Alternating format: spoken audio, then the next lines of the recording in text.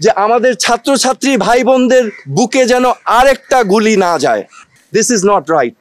আমি আজকে চলে এসেছি যে আমার জিমের কাপড় পরা, আমি আমার আবেগ, আমার বিবেকের তাড়না আমি চলে এসেছি এখানে।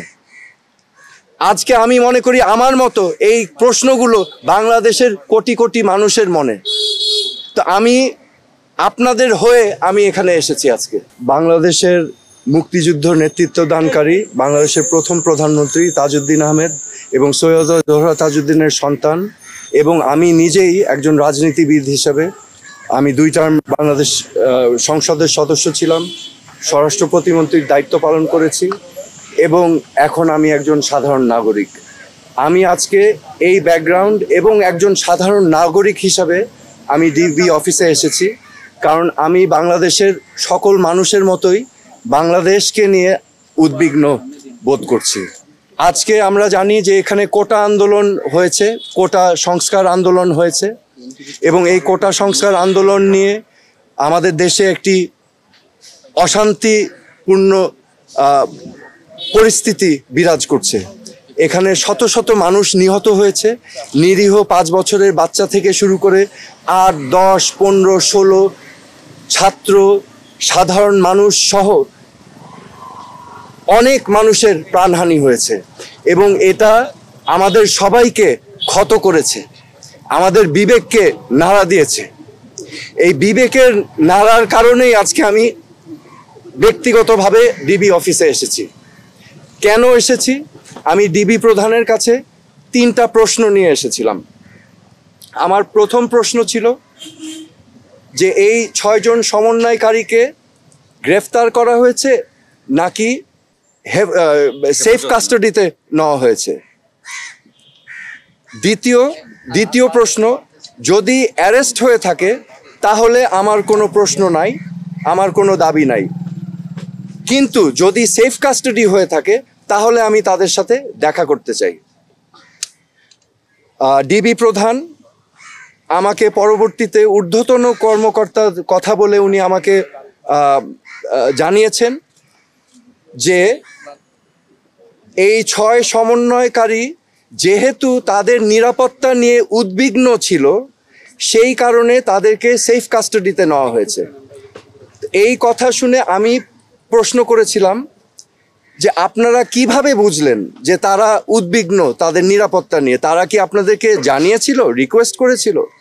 আমাকে তখন তিনি জানিয়েছেন না, ওনারা বুঝতে পেরেছেন মনিটরিং করে।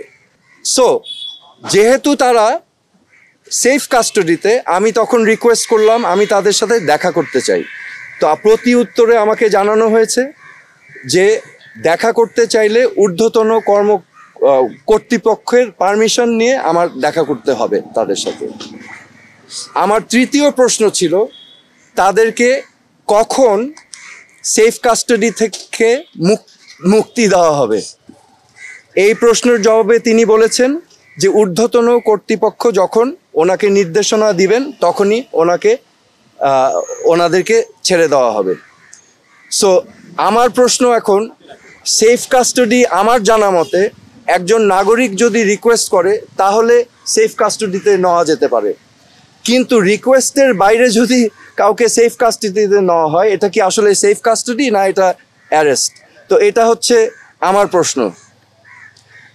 এখানে আমি আপনাদের সম্মুখে স্পষ্টভাবে বলতে চাই, এই ছাত্র আন্দোলন, কোটা সংস্কার আন্দোলন নিয়ে যে সকল ক্ষয়ক্ষতি হয়েছে, ক্ষয়ক্ষতি কিছুই না। ক্ষয়ক্ষতি কেন কিছু না? এই ক্ষয়ক্ষতি যেই সম্পদের ধ্বংস হয়েছে সেগুলো তো জনগণের ট্যাক্স দিয়েই করা হয়েছে। এগুলো জনগণের সম্পদ, এগুলো হয়তো ভবিষ্যতে আমরাই আবার গড়ে নিব, কিন্তু একটি প্রাণ যেটা আমরা হারিয়েছি, একটি প্রাণও কি আমরা ফেরত পাবো? এই প্রাণ কি ফিরে আসবে? আমাদের মনে রাখতে হবে মুখ্য জিনিসটা কি, প্রাণের মূল্য কিন্তু কোটি কোটি কোটি কোটি কোটি টাকার থেকেও অনেক বেশি, তা অমূল্য। তো আমার আজকে আপনাদের সামনে আমি স্পষ্টভাবে বলতে চাই আইন শৃঙ্খলা রক্ষাকারী বাহিনীদের, আমাদের সেনাবাহিনীদের, যে আমাদের ছাত্রছাত্রী ভাই বোনদের বুকে যেন আরেকটা গুলি না যায়।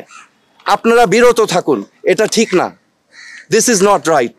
আমি আজকে চলে এসেছি যে আমার জিমের কাপড় পরা, আমি আমার আবেগ, আমার বিবেকের তাড়না আমি চলে এসেছি এখানে।